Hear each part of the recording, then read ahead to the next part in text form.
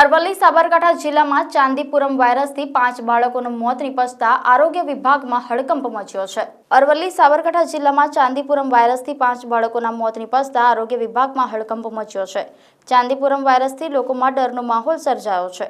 કોરોનામાં સલામત રહેલ બાળકોમાં ચાંદીપુરમ વાયરસ પ્રાણઘાતક સાબિત થઈ શકે છે। ગ્રામ્ય વિસ્તારમાં છાણના લીપણવાળા ઘરોમાં માખીનો રોગ ફેલાવો કરે છે।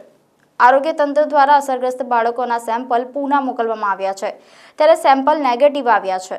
હિંમતનગર સિવિલ હોસ્પિટલમાં શંકાસ્પદ ચાંદીપુરમ વાયરસથી 5 બાળકો મોતને ભેટ્યા છે, જેમાં અરવલ્લી જિલ્લાના ભિલોડા તાલુકાના મોટા કંથારિયા ગામના 2, સાબરકાંઠા જિલ્લાના ખેડબ્રહ્મા તાલુકાના 2 બાળક અને રાજસ્થાનથી સારવાર લેવા માટે આવેલા 1 બાળકનો સમાવેશ થાય છે।